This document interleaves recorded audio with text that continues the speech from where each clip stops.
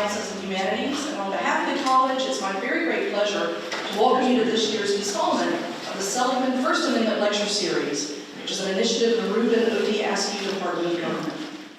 Since its inception in 2009, the Seligman First Amendment Lecture Series has fostered dialogue about First Amendment issues by uniting the university and local community in meaningful conversation. We aim not only to promote a robust discussion, but like the freedoms protected in the United States, we hope this opportunity for free discussion will also promote understanding and friendship among our fellow citizens. This lecture series is made possible by a generous gift from the Jane G. and Fred K. Seligman Endowment. As a Jewish immigrant from Nazi Germany in 1934, Fred Seligman cherished the freedoms protected by the First Amendment of the United States Constitution. Having experienced the challenges of a nation at war, Fred Seligman understood the dilemmas that nations like the United States face in protecting these freedoms. While conscious that our liberties are always fragile, Mr. Seligman believed that the continued protection of freedom requires strong institutions of government, respected by its citizens.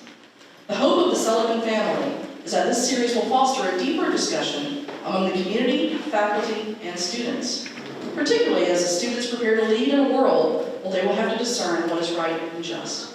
So now let me turn it over to Dr. David Ramsey, who is the chair of the Reubin Askew Department of Government. And we'll introduce our speaker.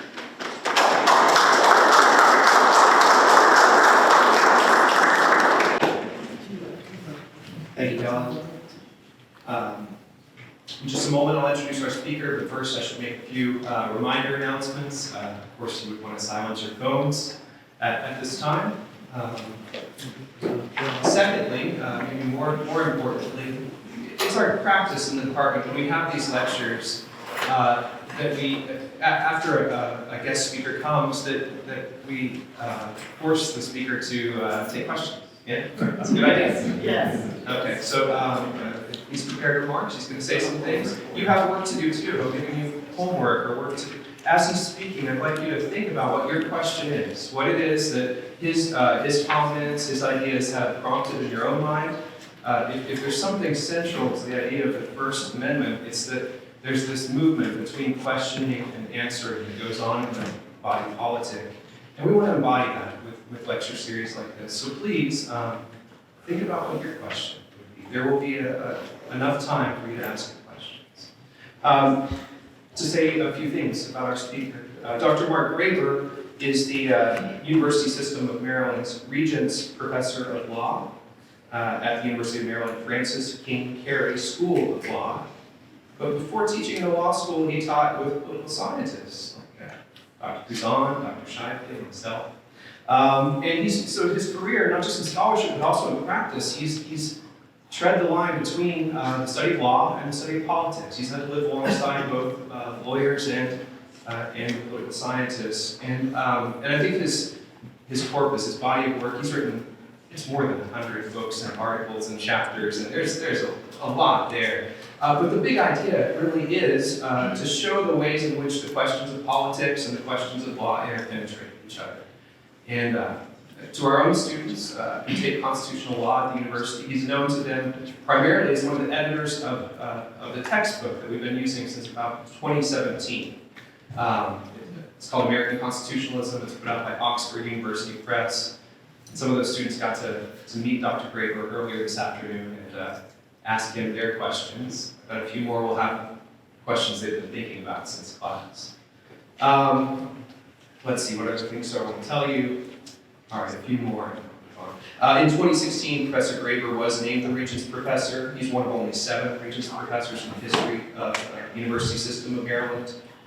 He did put in his time as an administrator. He had 3 years as an Associate Dean before returning to the faculty. And one of the things that brought to my attention was his role in hosting what's called very formally, I think this is the formal title, the law school schmooze, right? The constitutional law schmooze, where he would invite guest speakers into the law school's campus just to talk about what's going on in the country, issues arising in politics.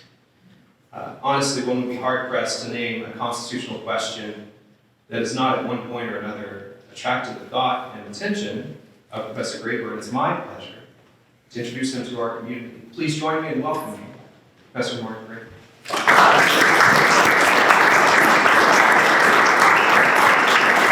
Thank you.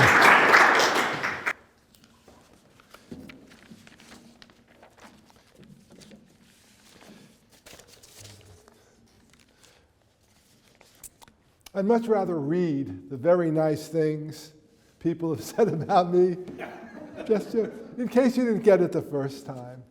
But thank you so much for inviting me into your community. Different people expect different things out of their jobs. For a scholar, there is no greater honor just to have people sitting, listening to what you have to say, and to follow Professor Ramsey, asking questions that can challenge you, sharpen your thought, and make it better. I'm particularly honored to be part of a lecture series sponsored by Jane and Fred Seligman. That it is interesting that they chose, after escaping from Nazi Germany, a free speech lecture series. Because in fact, Americans and people around the world had two different reactions to Nazi Germany. The first was to distinguish ourselves from Nazi Germany. We see this in Robert Jackson's opinion in the flag salute case, Barnett, where he says they have mandatory salutes, we have free speech. We're different than they are. But in fact, Nazi Germany also inspired the leading understanding of restrictive free speech within a democracy that is largely the leading understanding in continental Europe. It's sometimes called militant democracy. And the idea is the problem with Nazi Germany is they could have restricted the Nazis. Someone told the story, someone had an opportunity to shoot Hitler. Well, their version is we had an opportunity to ban Nazi speech. We didn't, look what happened. And so in fact, democracies should ban parties who announce they do not want to play by the academic rules. And this debate goes on, and it is the legacy of Jane and Fred Seligman that we will have versions of this debate today, because we'll see it's actually a debate within the Republican Party that passed the 14th Amendment.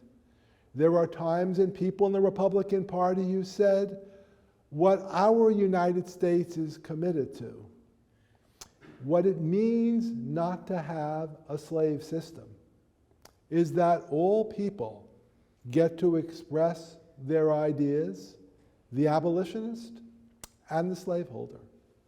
And another strain of the Republican Party said, no, sometimes in emergencies, democracies require a clamping down of the speech of insurrection, and that's what we're going to talk about. And we're going to particularly talk about what I thought was one of the most obscure provisions of the 14th Amendment. So for those who study constitutional law, for all practical purposes, the American Constitution, until about 3 years ago, had an ellipsis. It said, 14th Amendment, Section 1. Section 1 contains the Citizenship Clause. All people born or naturalized in the United States are citizens of the United States and of the state where they reside. And that's important. Section 1 contains the Privileges and Immunities Clause, the Due Process Clause, the Equal Protection Clause, and those clauses are the source of about 90% of contemporary civil liberties constitutional law, that if you understand Section 1, you basically understand modern civil liberties. Then we sometimes read Section 5. Section 5 says Congress shall have the power to implement these clauses by appropriate legislation. We read Section 5, by the way, say Congress shall have the power to implement or enforce Section 1 by appropriate legislation, because we never talk about sections 2, 3, and 4.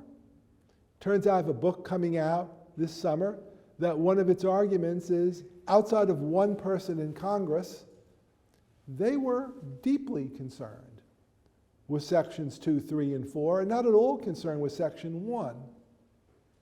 Well, just briefly, since I've piqued your interest, I hope a little bit, section 2 says that if any state disenfranchises a percentage of their male population for reasons other than participation in the insurrection or crime, they lose a percentage of their votes in Congress and in the Electoral College. So if you're South Carolina, you disenfranchise all African Americans who are half your population. You used to have 10 seats in Congress, 12 votes in the Electoral College, 10 seats plus 2 senators. Now you only get 5 representatives and 7 votes in the Electoral College. And the idea was very simple. The South would be put to a choice. You do not enfranchise African Americans. Well, if you do not enfranchise African Americans, you will not have the votes necessary to control the national government.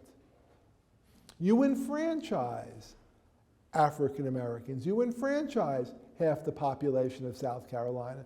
The problem is that half of the population is going to vote Republican. So you now have the numbers, but in fact what you get is extra Republican votes. Regardless of what the South does, Republicans control the national government. Skipping section 3 for a second. Section 4 says no one may pay Confederate war debts. No one may pay to compensate a slaveholder for an emancipated slave, and the United States is obligated to pay the public debt, something that may come into play in the next months. But the idea here was to economically wipe out the affluent class of the South that was heavily invested in slaves and Confederate war bonds. But now we get to the topic of today, Section 3 of the 14th Amendment. Just want to read it in the best dramatic reading voice I have, which is not a very good voice, but no person shall be a senator or representative in Congress or elector of president and vice president or hold any office, civil or military, under the United States or under any state, who having previously taken an oath as a member of Congress or as an officer of the United States or as a member of any state legislature or as an executive or judicial officer of any state, to support the Constitution of the United States, shall have engaged in insurrection or rebellion against the same, or given aid or comfort to the enemies thereof. But Congress may, by vote of 2/3 of each house, remove such disability. Well, rather than quiz you right now on a provision that has more commas than ever can be justified, the simple version for today. If you held a civil or military position, past or present, in the federal or state government, and you participated in an insurrection against the United States, you were barred from holding present or future office. That's the simple version of it. So if you are a lieutenant in the Army, you are the Undersecretary of State and you participate in an insurrection, you instantly lose your office and you're disqualified for future office.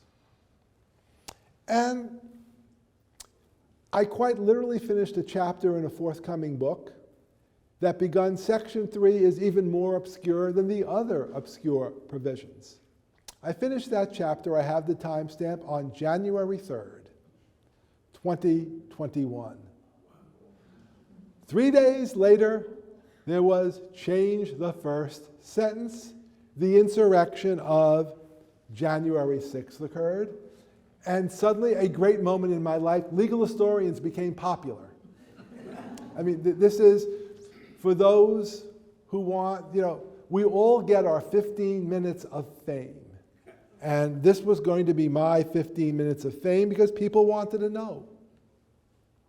Was January 6th an insurrection against the United States?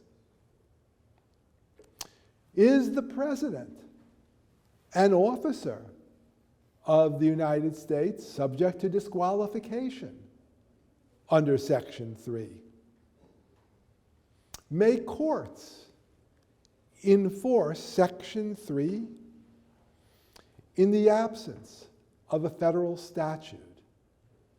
And today's question, may one engage in insurrection or rebellion, or give aid or comfort to insurrections by speech? In other words, can a person be disqualified if all they did was speak? Now, we've had two sets of trials on this. The first was a number of members of Congress, Madison Cawthorn, who were not there. They did encourage, to some degree, and the lower courts that heard disqualification said no, their speech was protected. First thing I am absolutely confident about is they got the contemporary law of advocacy correct. The contemporary law, highlighted by a case called Brandenburg versus Ohio, says you need 5 things. You need incitement. It's not enough to say, I think the insurrection is a really good thing. You must in some ways speak in ways that bypass rational facilities. It's sort of kill now. If you say all bank tellers really deserve death, that's advocacy. Kill the bank teller now, incitement. It must be imminent. It must be a legal action. It must be likely to occur. I like the likely to occur because no one ever listens to what I say, and so I can always defend whatever I say is, I didn't think it would occur. Must be serious. And it's very clear that people speaking about taking action to stop the steal, whatever you think of stop the steal, whether you're for it or against it, but people who said things on January 3rd, January 4th, wasn't immediate, wasn't going to happen immediately, wasn't really incitement, more advocacy. And so, in fact, there was no disqualification. I said, I think, one, they got free speech law correct, and I'm a good civil libertarian, and I thought, it's not simply they got contemporary free speech law correct, but it's a good law. We ought to punish the people who act. We ought not punish the people who simply spoke. Now, there was one person, less fortunate, a man by the name of Coey Griffith. I should add, as a matter, I was the expert witness in the case. Mr. Griffith was a commissioner in New Mexico, which is a state office, and he was there on the grounds, urging people to attack police officers. But here, we might make a difference between people who on January 3rd said stop the steal and indeed urged some violence against Congress, and people who were there on the grounds urging violence. And one way of understanding free speech rights is you have free speech rights. When you speak at a time, you're allowed to speak. In a place, you're allowed to speak. In a manner, you're allowed to speak. You don't have free speech rights when you speak at a time you're not allowed to speak, in a place you're not supposed to be, in a manner you're not supposed to have. So I'll give two examples, and I hope to convince you they're obvious. You have a right to attempt to persuade me to abandon my Jewish faith and say, become a Christian. You have that right in the public sphere. You have no right to trespass on my house when we do our Friday night service and enter my house illegally and talk about the merits of your chosen religious faith. It is aggravating to your trespass that you are not simply trespassing, but you are trying to convert my children in a place you have no right to be. Maybe, according to First Amendment law, you have the right to advocate that all bank tellers should be shot. But if you are in the middle of a bank robbery and you have a gun and you announce all bank tellers should be shot, you have no First Amendment right. Again, your rights simply differ. Are you in a place you are entitled to be?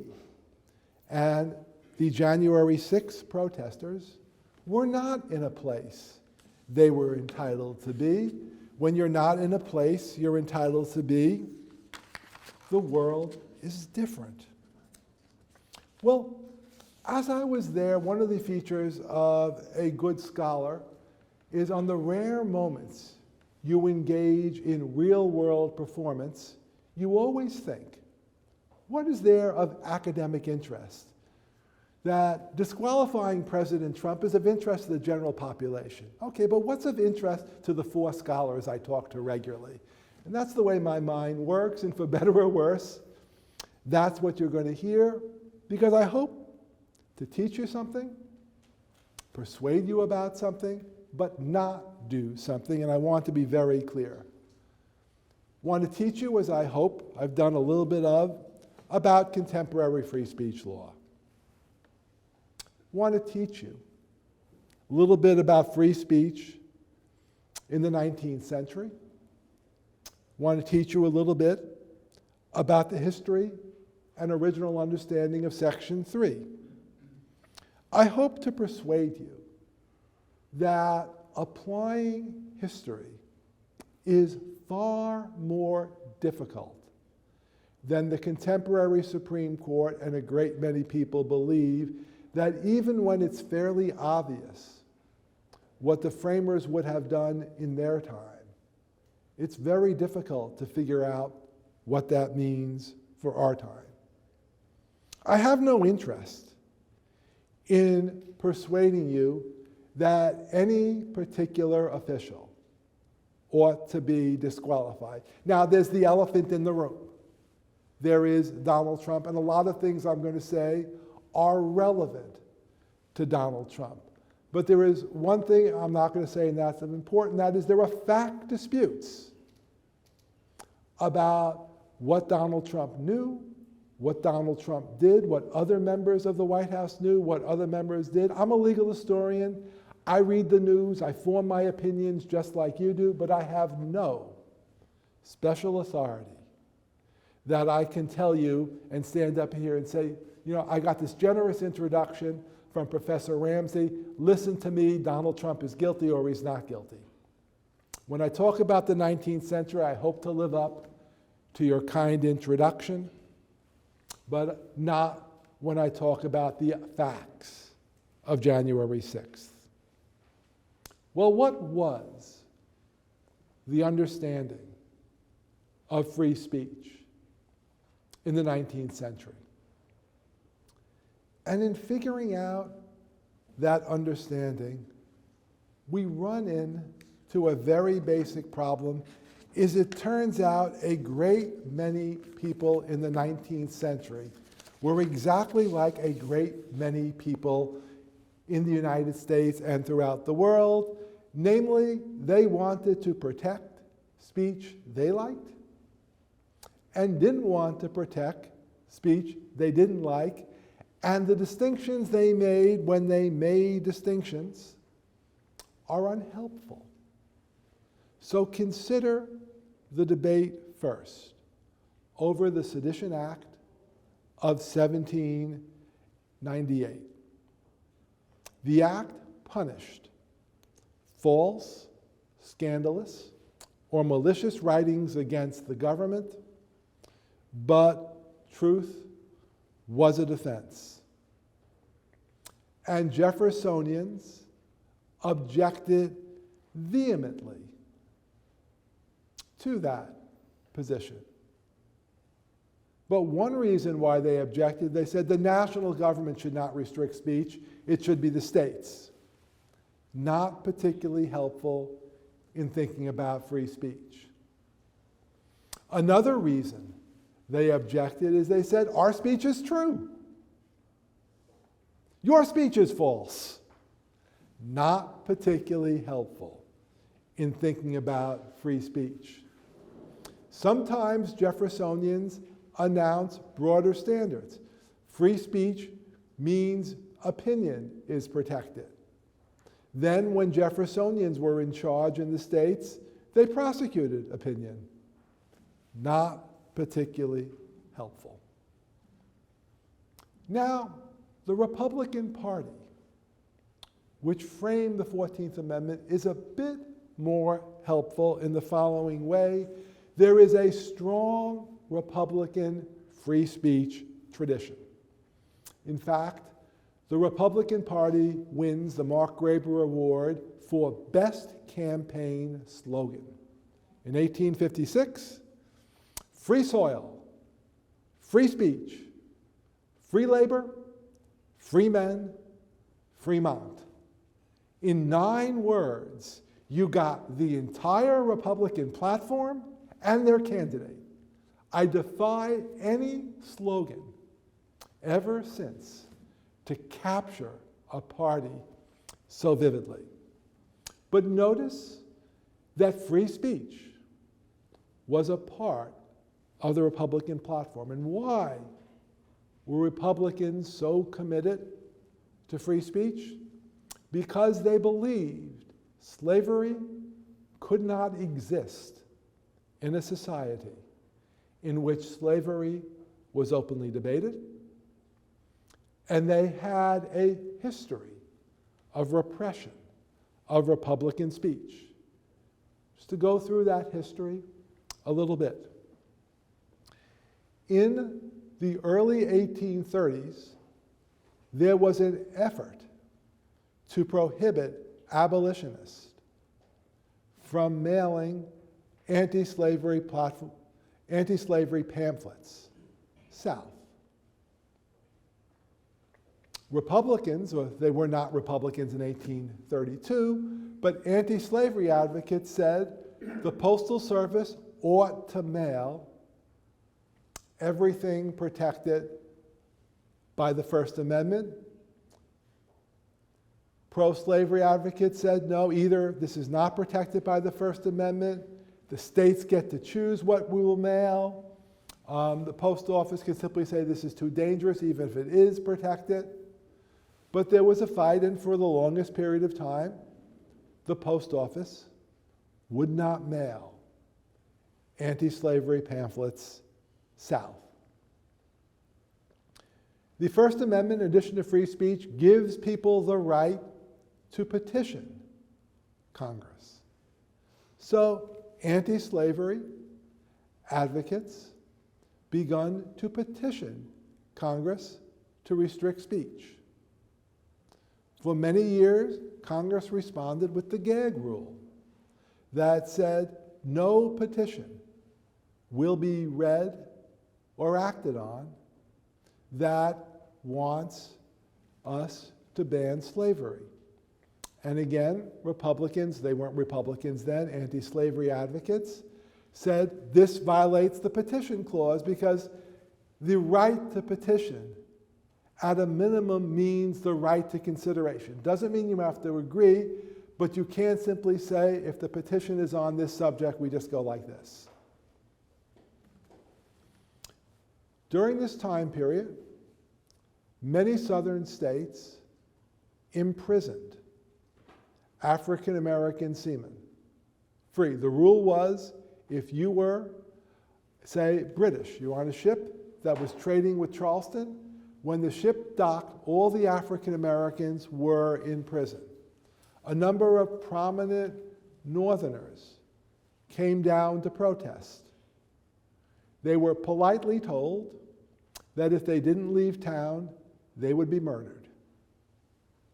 Again, anti-slavery advocates said, free speech.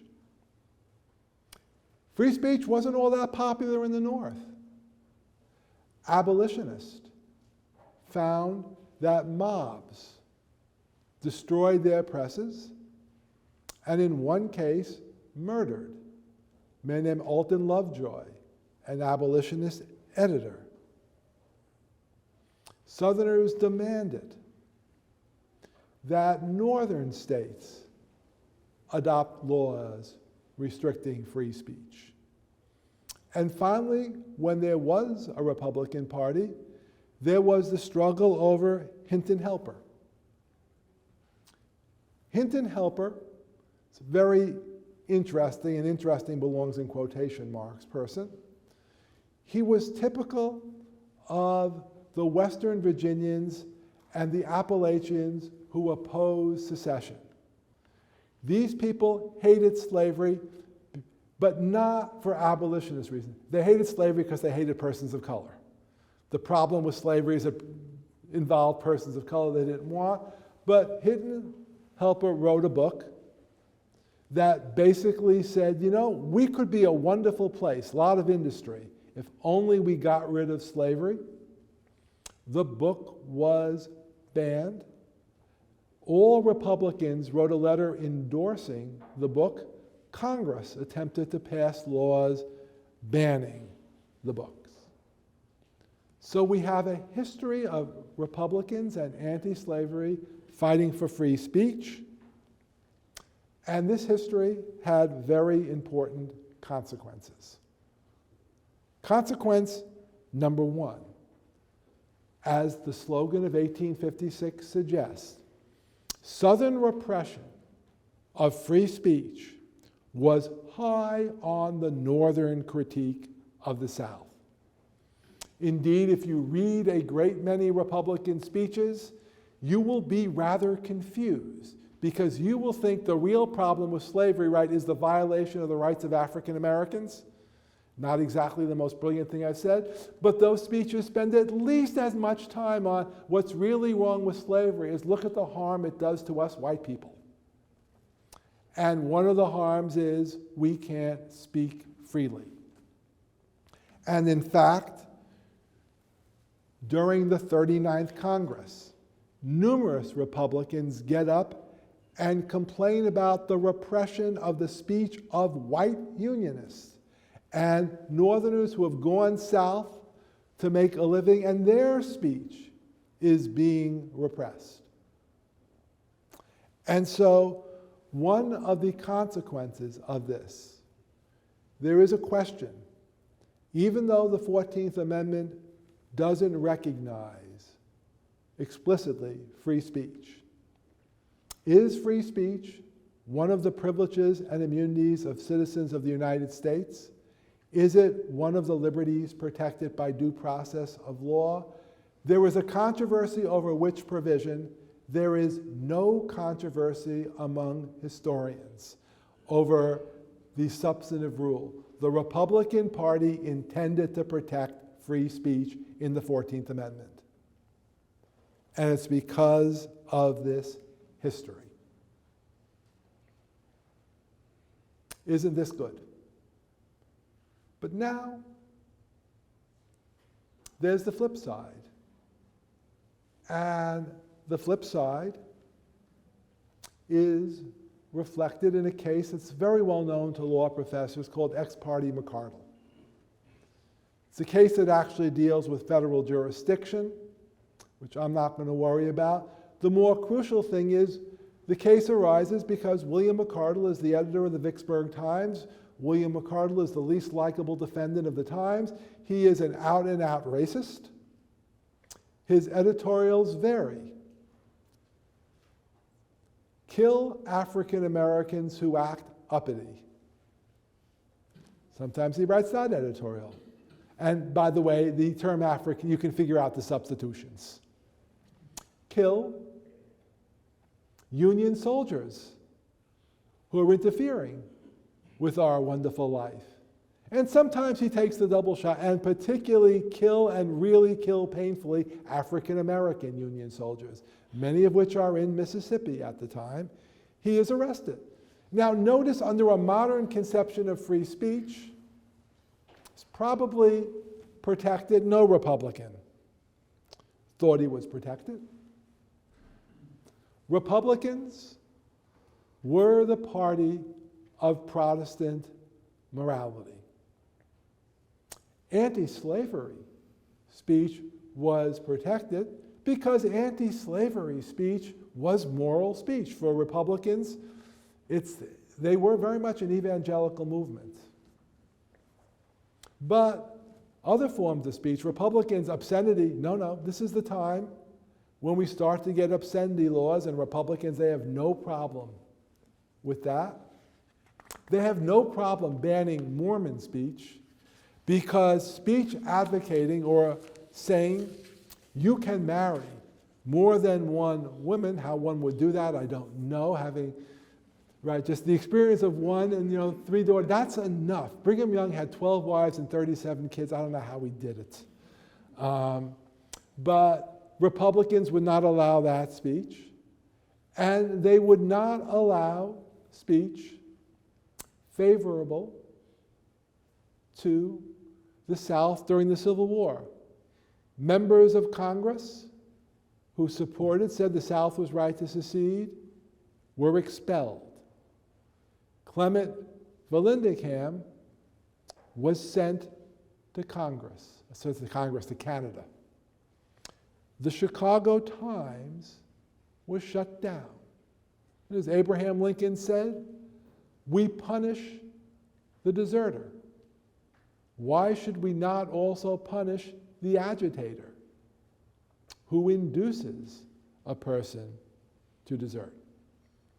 And everybody in the government and most professions had to sign loyalty oaths. And you could be fired for your government position for saying, "Happy birthday, Jefferson Davis." This, by the way, is not just an amusing example. No, there are a number of cases. I have looked at the records. People were fired for wishing Jefferson Davis a happy birthday. Or my favorite, because this is a precursor to Article 3, a man named Thomas, was a general in the Union Army, was elected to the Senate from Maryland. He had apparently difficult relations with his son. Son wanted to join the Confederate Army. By all indications, Thomas pleaded, begged, whatever. But son says, "No, I'm going." And Thomas says, "Okay, if you get into trouble, here's $100. Just a father. He was banned from the Senate because he gave aid and comfort to a Confederate soldier. So we see in the Republicans, it's free speech for me, but not necessarily for thee. Our speech falls into the protected categories. Anti-slavery speech is protected because we are articulating moral truths. Anti-slavery speech does not threaten insurrection. But it's unclear whether the Republican Party as a whole had a consistent, comprehensive understanding of free speech. So now we get to Section 3. Section 3 again says you're disqualified from office if you participated in the insurrection. Well, what's the point? The point is to neuter the slaveholding elite. Northerners had a theory of the slave power. It's, by the way, very similar to a theory a lot of liberals have about Donald Trump, not all. It's really Donald Trump and Fox News. Northerners believe that most Southerners at heart were Northerners. The problem was there was this slaveholding elite that dominated the media and politics. And if you could just get these people out of the way, you would have a reasonably racial egalitarian South, right? If Donald Trump just disappeared and Fox News was off the air, the core of the Republican Party would just move, or the Republican Party would go back to its normal anti-communist business party, and you could decide whether you like that or not. But the Trump movement would disappear if Fox News just decided, no, we're going to run NFL all the time, and we're losing money on politics. So, this was the theory, and it was a civil penalty, not a replacement for criminal penalties. So what's an insurrection? And what does speech have to do with it? Well, an insurrection involves 4 things. First, you need an assemblage. But an assemblage before the 19th century simply means more than one people. We are an assemblage. The first row, you're an assemblage. 2 of you, you're an assemblage. Second thing, the assemblage has to be committed to preventing the implementation of any federal law. Notice a very important thing. I didn't say overthrowing the government. Preventing the implementation of any federal law. So, one of my experiences of Pensacola is Pensacola has a problem that all of us have, right? The parking is miserable.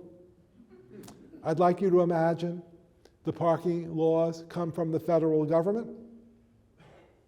If you are trying to prevent the implementation of the federal parking laws in Pensacola, you have met the second element of an insurrection. 3, by force or violence. Force doesn't mean you have to hit somebody. If you simply, and we look like a tough crowd, right? If we simply stand outside, maybe a couple people hold a bat, a couple people have rocks, and we just look tough, and we scare the police officer off, well, we've just met the force or violence requirement. No one need die, no one gets hurt, no rock needs to be thrown. As long as there is force, violence, intimidation, we meet. The last criteria is the most tricky. For a public purpose. If we are out there preventing people from enforcing the parking law because we simply want a good parking space to eat in a downtown restaurant, that's a private purpose. But if we are down here because we believe the parking laws are immoral, that's a public purpose. So to give actually an example from the trial, one of the important points of my testimony was if the January 6th protesters invaded the White House because they wanted to sell furniture on eBay, that might be horrible, but it's a private purpose. But if they were there because they believed the election had been stolen, Doesn't matter whether the belief is true or false. That is a public purpose. Now the question of speech is, who participates? And the answer of the 19th century is anyone who is leagued, as in American League, National League. I apologize for my pronunciation. It's not as good as it should be. If you assist in any way, knowing what you're assisting, if you give a drink of water, you are leagued. And crucially, Justice Benjamin Curtis says you are leagued if you speak. Influential persons cannot form associations to resist the law by violence, excite the passions of ignorant and unreflecting or desperate men, incite them to action, and then retire and wait the result of the violence which they have caused. Those who have wickedness to plan and incite, who perform any part, however minute, are deemed just as guilty as if they were present. And this is Justice Benjamin Robert Curtis. This is quoted throughout the Civil War. If you urged people to be part of an insurrection, you were guilty of the insurrection. So in fact, it appears that speech is an element of crime. So now I want to get to the question. We know that's what they thought. What do we think? And one notion is we simply reject originalism because we say, okay, that was then, this was now, we simply better. But another question is, can we actually apply? Can we translate what they did in their time to our time? And I want to start with a simple problem in translation. And that is, before we talk about free speech, I want to talk about witches. Because there's a witch in this room. I want us to figure out who the people in Salem, Massachusetts in 1693 would think is the witch in this room. And okay, I'm hoping nobody believes in witches. People looking around, I'm a little worried. But remember what originalism would say is, well, we have to imagine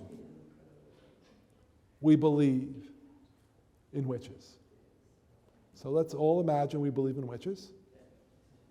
But now in doing that, we have to imagine that we believe in the supernatural and we have beliefs about science that most of us don't have.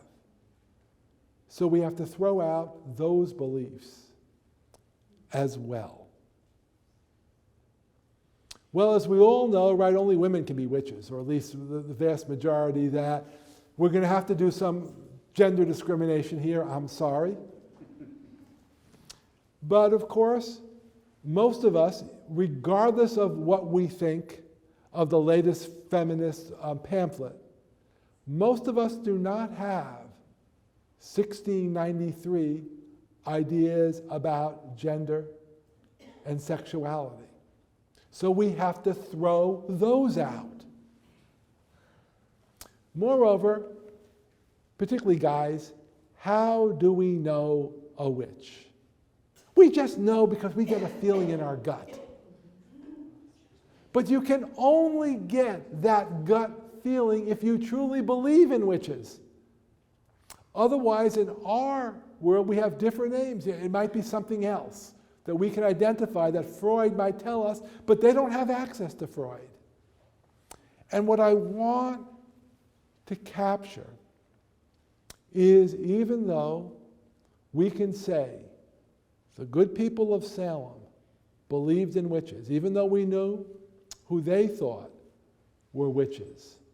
We can't possibly figure out that if the good people of Salem came here today and we said there were 2 witches in this audience, identify the 2, we can't figure out, yeah, people are pointing, I know, but we can't figure out who they would point to. Now, let's move to free speech. Something called the fighting words doctrine. Stems from a case called Cholpinski versus New Hampshire, where it says words that would cause the average man to fight are not protected. And this is crucial, particularly Cholpinski is 1942, but fighting words in many ways is crucial in the 19th century. Because there are 2 things that are very true about the 19th century. The first is men drink, the second is men fight. Men don't need much excuse for drinking. In fact, part of the reason why is it turns out for sanitary reasons, the beer is a lot more healthy than the water. And men who drink don't need much excuse for fighting. So if you insult someone, that's a breach of the peace. And the point is, 1, to preserve the peace and to regulate offensive speech. Now, here's our problem. We don't believe people should fight for 99 to 100% of the insulting things about them. I ask my classes, are there anything, if you're a parent, as my actually grandfather said to me, when somebody calls you this, you have to fight. My mother took me aside and then said no, which is, I think, actually important. But it turns out for us, there are almost no words. So, what do? One thing we can do is we can say, well, if this would have caused the average man in 1874 to fight, we can prohibit it. Another thing we can do is, well, if this would cause the average man in 2013 to fight, notice we're skipping women altogether. If this would cause the average man to fight, do it. The framers don't tell us. They assumed that men would drink and fight. They didn't live in our world with our values, and we can't translate. All we can do is choose one strand or another.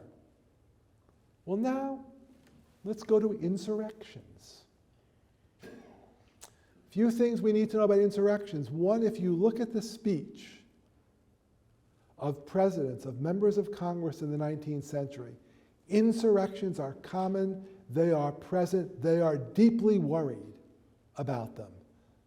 And everybody knows the standards. It's rather interesting. I went through 19th century textbooks. Every one of them has a section on treason and insurrection. We don't live in that world now. Nobody's textbook, including mine, has a section on treason or insurrection. One interesting consequence of that is when you were engaged in the Whiskey Rebellion, which was an insurrection, you knew exactly what you were doing. It was an insurrection. Is Black Lives Matter an insurrection when people protest outside the Supreme Court Justice Hall? Is that an insurrection? Maybe so, maybe not, but they have no consciousness of it. So is the world different when everybody knows this is an insurrection subject to these penalties, or in a world where people don't have a clue? Did Section 3 presume you knew what an insurrection was? Because we don't. Here's another problem. It's one of the reasons why. The world of the 19th century, government is fragile. And also, government is distant. For most people, particularly those who live in rural places, you do not encounter the government or laws on a daily basis. You don't even encounter them on a weekly basis and sometimes a monthly basis. If there is an effort to prevent implementation of a federal law, it's probably an effort directed at the only federal agent in the community and the only law the community is really worried about. Well, whatever you think of government, if you're a libertarian or a socialist, right, there's a lot more government in everybody's lives. You cannot, and you're at a public university, so it really, but even if you're not, you cannot walk 4 feet. You cannot go 15 minutes without running into the government.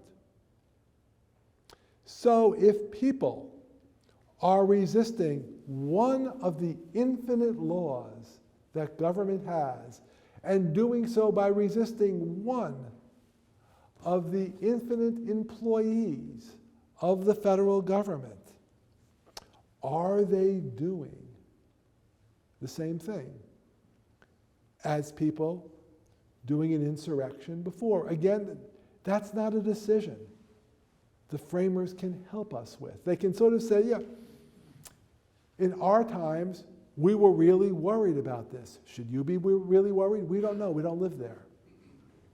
Speech. To begin with, people have a lot more vehicles for speech that they couldn't understand. One of the interesting features of speech in the 19th century is speech is effervescent. You speak. If nobody writes it down and nobody acts on it within a minute and a half, it's gone.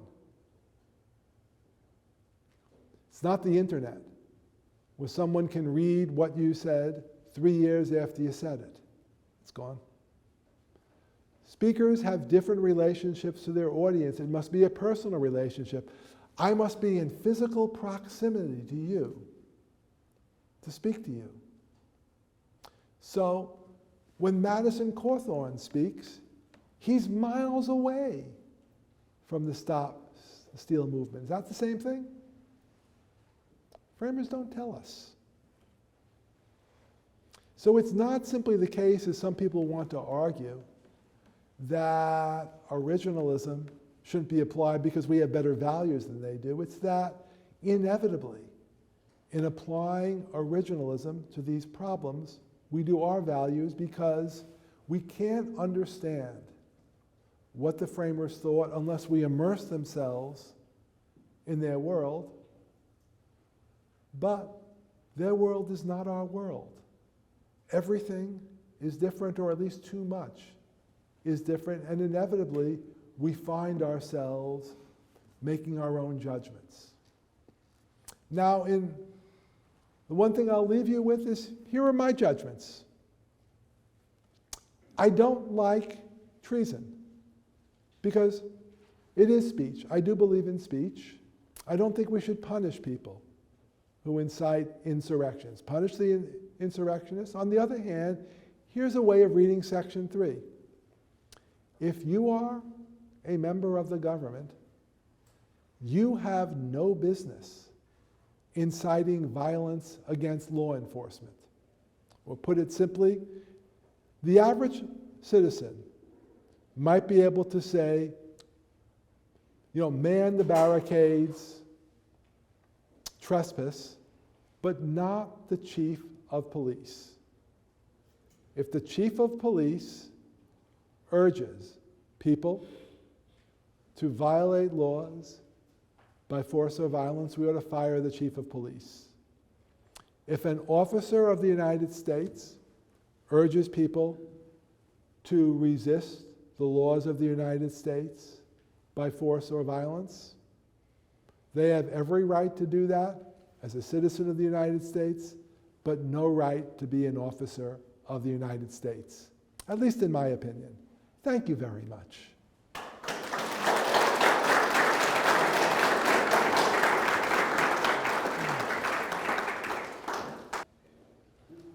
I always have one of my scarier moments while people are thinking of questions.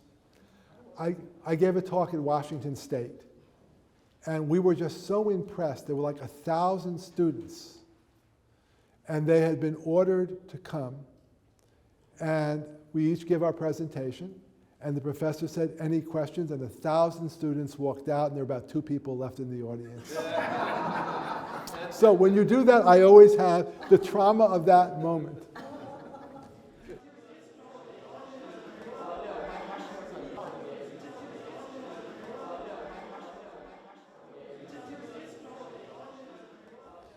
Here, my own sense. First, the word alarm, given my politics, most of the things President Trump said most of the time alarmed me. And they continue to do so, and you can disagree with that as members of the audience. I continue to think, and here I would want more evidence, because I emphasize this is not my area of expertise, and I haven't done the research. But based on a lot of things, I would say a good deal of what President Trump said ought to be protected by the First Amendment if a private citizen said them. This is once again time, place, and manner. That the rule, which I think is a good one, and that is, in many ways, it's from Brandeis, if there is time to correct the speech, we don't allow for the speech. So if I tell you guys right now, we ought to just overturn the cars that are in the parking spaces we want, there's still time for Professor Ramsey to get up and say, not the best idea.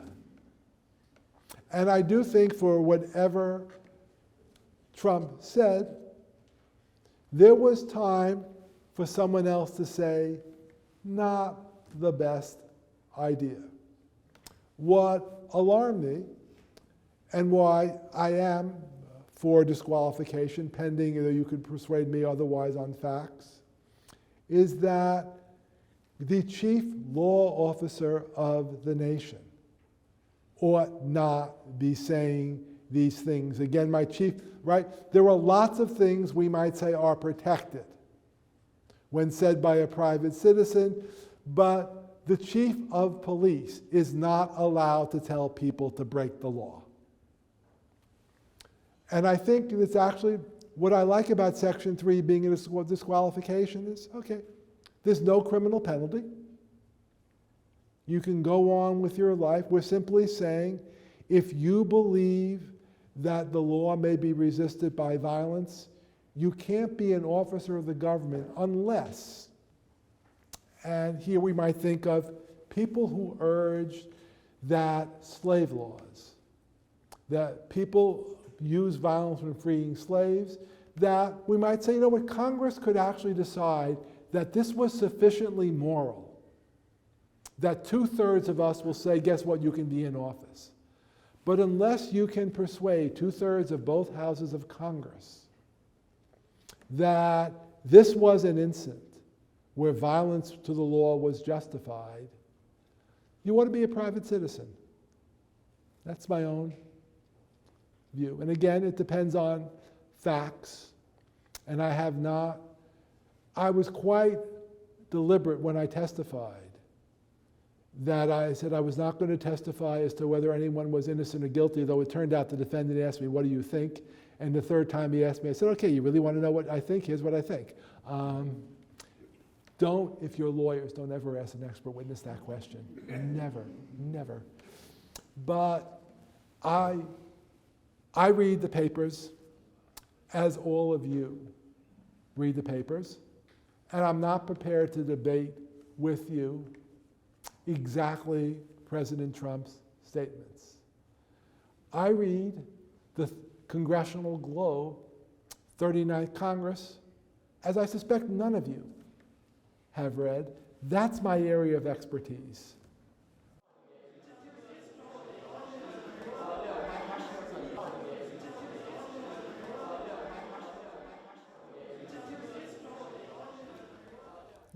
This actually goes on to a different hobby horse, but it is one I've been writing on.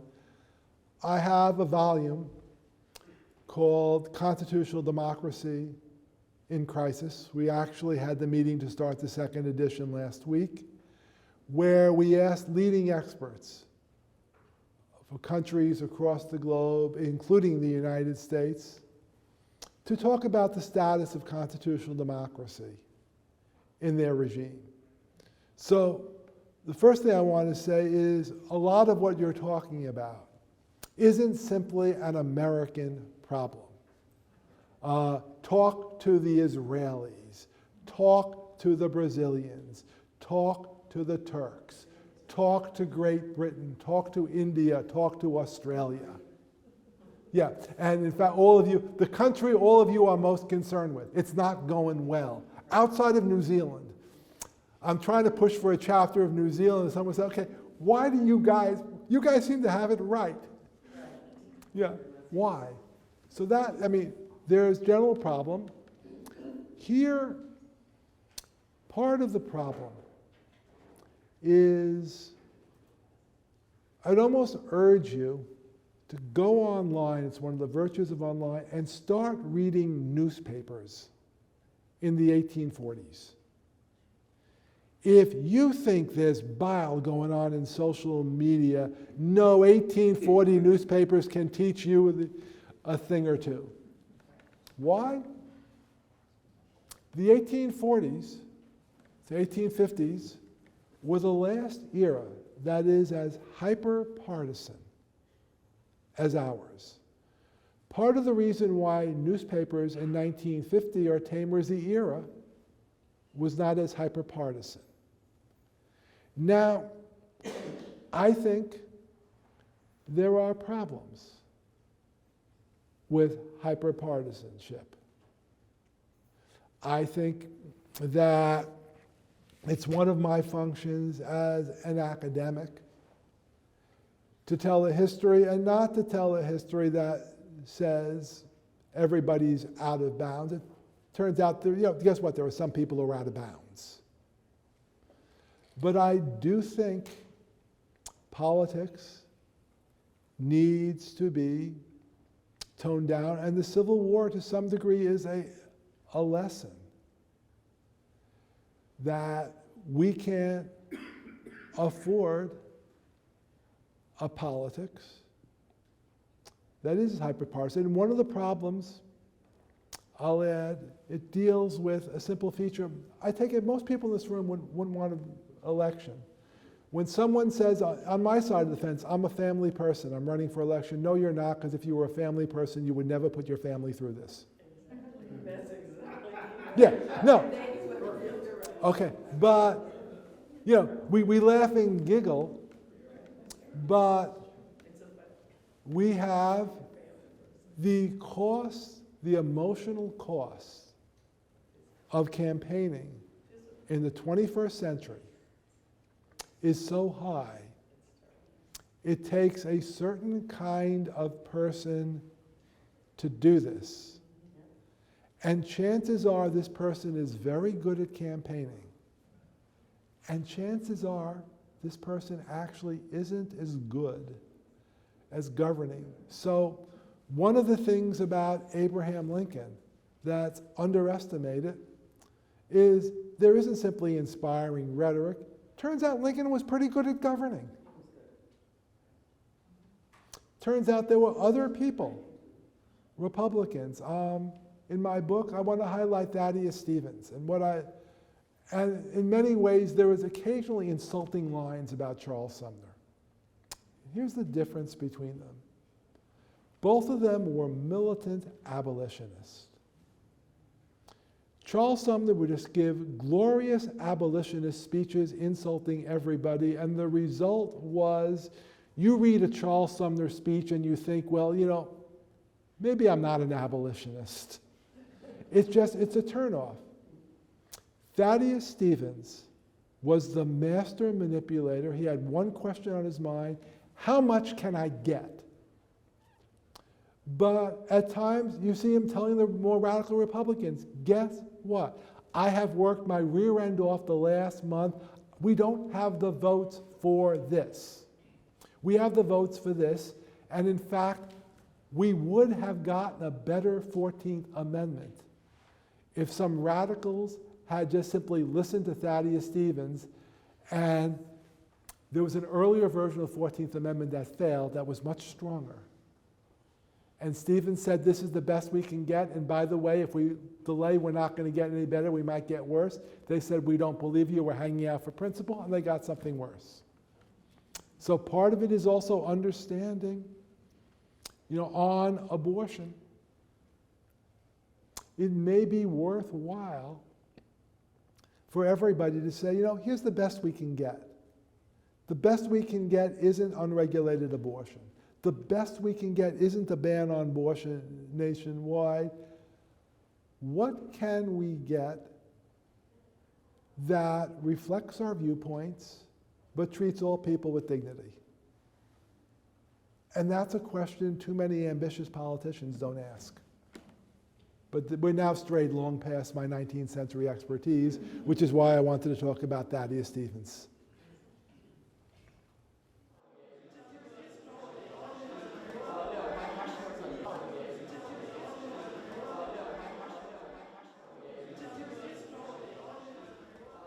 I don't like the fire in the theater metaphor. And here's why. I know what you're trying to grasp, but someone in the back yells, fire. First row, are you going to conduct an investigation or are you going to scram? In other words, a feature of fire in the theater is you can act on it, or you can investigate, but understand you might die if you investigate. So this is, in some sense, we might say, a feature of the act that it really means people, rational people, would choose not to investigate. Whereas with anything Trump says, the election was stolen. The election was stolen leaves people with the option of investigating. Go fight leaves people with the option of investigating. Now, we can say the crowd is sufficiently worked up that what Trump has done is bypass people's rational facilities, but it's actually a different act than the yelling fire, because the fire is that the first row made a rational choice. They did the right thing. They scrammed. They didn't investigate. Whereas incitement is an effort to get people to make irrational choices. And the question is whether that can be done. And again, I really think responsibility is different if you are a private citizen than when you are an officer of the government, particularly if you're the chief law enforcement officer of the government.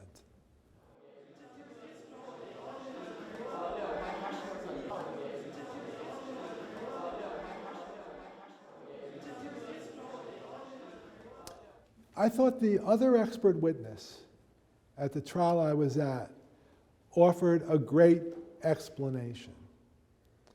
And remember I said the third element is you're attempting to achieve your goal by force or violence.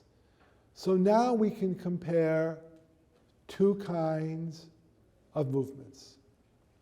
I was involved as a law student in a protest when Jimmy Carter sought to reinstitute the draft. And we had a meeting, and one of the goals of the meeting was to minimize, to prevent people from engaging in any illegal action. We were of the impression that illegal action would diminish our cause. Now, it turns out you can't control everybody. Yeah, but we can now distinguish between a movement where you see the leaders, everybody stay in line, everybody chant together, put down that rock, and somebody throws a rock. They're not representing the movement. They ought to be arrested. And let me tell you, as being involved in these movements, we're happy you arrest this person. Whereas other movements, the goal is to achieve by force or violence. So to take a very simple example, one of the early insurrections in American history, the whiskey insurrection. They don't show up at the tax collector's house and say, we'd like to have a conversation with you about the principles of federal taxation. Yeah, and oh darn, you see, Fred is carrying a knife. We tried to talk about it, but we can't, we'll try to protect you. No, they're there with knives, rocks, that's the object. So it really, and this is why I said it's a fact question. Is the movement primarily interested in simply saying, as most movements are, look, there are a lot of us who really don't like this law? Is that their main message? There are a lot of us who feel strongly about that. And what we might call intimidation by voting is legal. You don't do what we want to do, we're going to vote against you. That is something that is not an insurrection, that's democracy. We are allowed to show, to go into the street and say there are a lot of us. It is when it is not simply there is sporadic violence because when you get 10,000 people in the street, somebody's going to break the law, but when the movement says that's what we're going to try and do. We're not going to try to persuade that we're simply a big group and we're right. We're going to try to intimidate you. Now we're in insurrection land.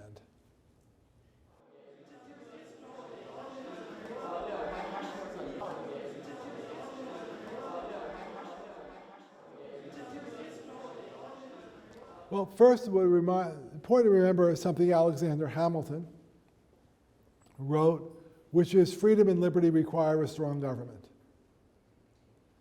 Because if you cannot walk the streets at night, if you are fearful to walk the streets at night, what does it mean to say you're free? You legally can do it. So we need a strong government to enable us to do safely what we want to do. We need a strong government to give us the capabilities so we can do things we want to do. If you don't know how to do something, you're not free to do it. Now, so we have a government that is under your definition. Say we have a set of government officials. Florida elsewhere, I want to push it past Florida just because I don't know the details. Right? Group of government, that's an assemblage. They are seeking to prevent the execution of federal voting laws. Second standard. By force or violence, it doesn't matter whether they are sanctioned by the governor of the state any more than the Confederate troops that were sanctioned by the governor of the state had an excuse for a public purpose, namely to secure the dominance of, say, a particular faction. So that meets the definition of insurrection. Now, again, I don't want to get into a fact discussion because I don't know the facts. But that's right, there were insurrections all over the Reconstruction South that fit your description.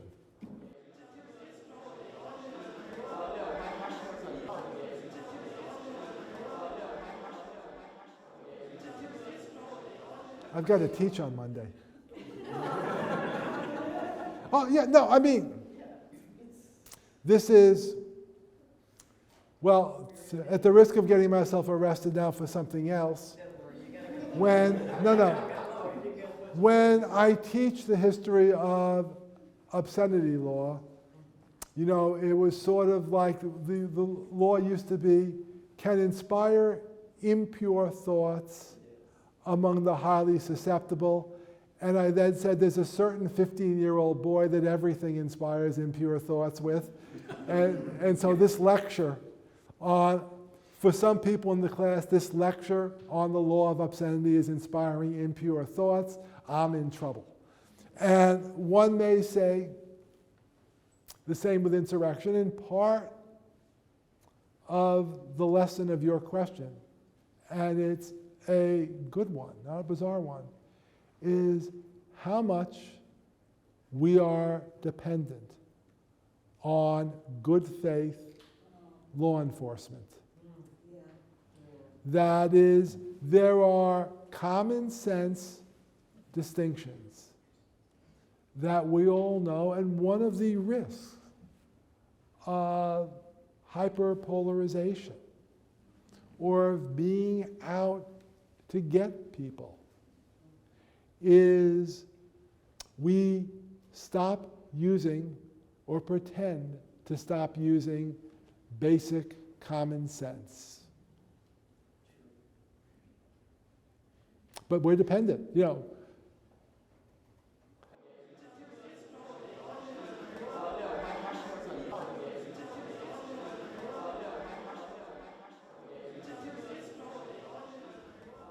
Trying to pause is because the interesting feature is somewhere around this time, I decided the book I was writing was too long, cut a lot of chapters for a book, and one of the chapters I cut was the Section 3 chapter, which will not be in the book coming out, but in a future book.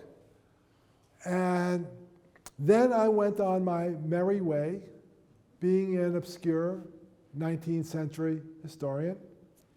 And then, in fact, I believe in April, a number of people contacted me and said, I understand you actually know something about Section 3, that you're one of 2 people in the country who's actually researched it. Was this an insurrection? Some public interest groups started researching, then those groups got in touch with me. And I said, well, you know, that in some sense, being the academic, I went, well, that's interesting.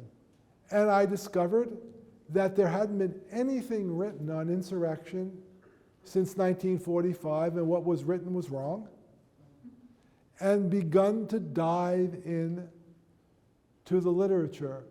I started off saying probably, and then when I read at least the 19th century literature, what surprised me and stunned the interest groups, because it was better than they could ever hope for, and I did not know this was going to happen coming in, was it became clear in the 19th century and during the Civil War, an insurrection was not simply an overthrow of the government, but an insurrection was violent resistance to any law. And so I said, the good news is you no longer have to say, on an originalist perspective, that they were trying to overthrow the government. They were resisting the Electoral Count Act. That I did not expect to find. I expected their notion of insurrection would be broader than our notion, but just how broad it was, because again, it's a very interesting comment about the nature of the world. In no con law textbook that is taught to more than 2 classes in the United States is there a section on treason. I then went and hit some magic words, and there's Elizabeth Bauer has a very good doctoral dissertation in 1930, The Legal Treatises of the 19th Century. So I went to Bauer, looked at every one of those treatises, and there was a 20-page section on treason and insurrection. It's a very different world.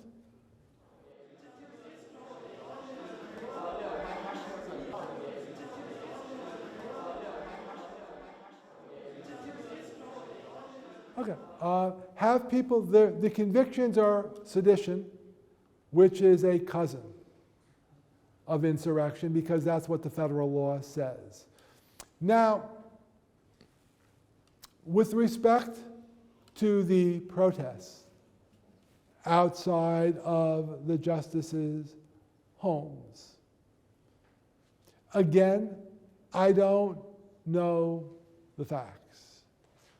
I would want to know precisely what was said, in fact, because obviously, first of all, there's a question of, do they have a right to be there?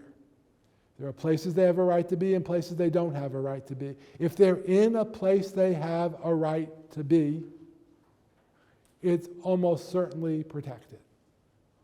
If they're in a place they don't have a right to be, what you want to know is whether what they're saying is reasonably likely to sufficiently intimidate a justice so as to change the justice's vote.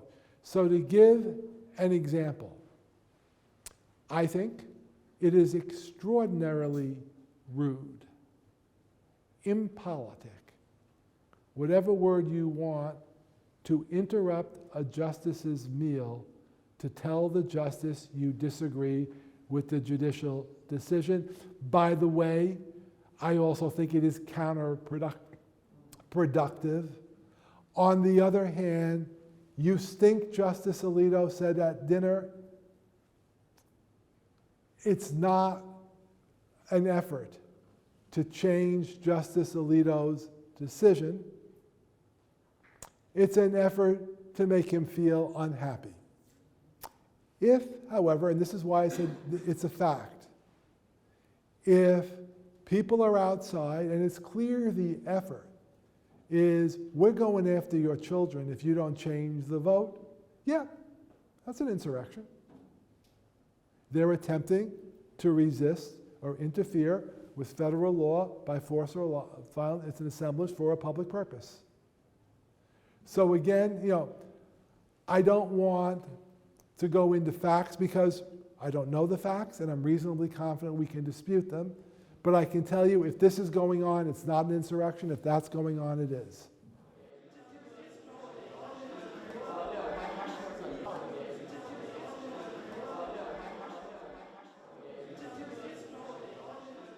Sedition, here I'm not actually sure.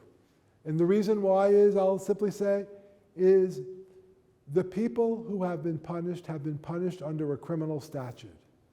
Section 3 is a civil penalty. I've been studying the civil penalty. I don't precisely know what the elements of sedition are. I think they're very similar. I have a suspicion it's not quite identical, but I haven't been called to consult, and I simply haven't looked it up. And I apologize, but I don't know.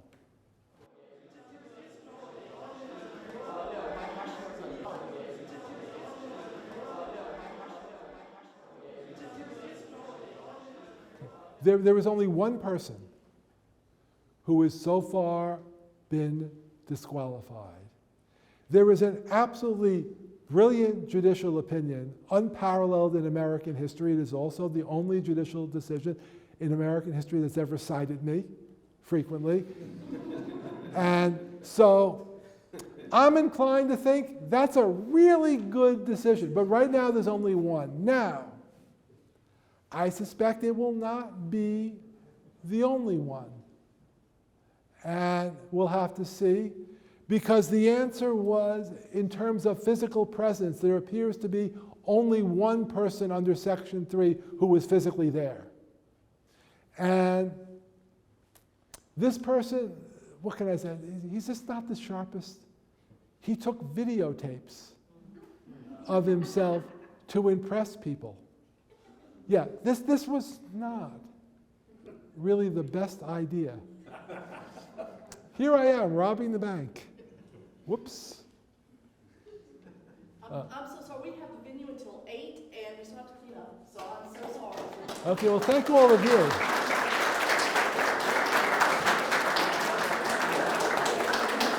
Okay, thank you very much. Thank you so much. Well, thank everybody for joining us this evening. We appreciate you coming out so much tonight. Also want to give a plug for March 23rd, the Department of Government will present the Askew Lecture Series at 5:30. Right here, Voices of Pensacola. So please join us again. Thank you all so much for coming tonight. Yeah, we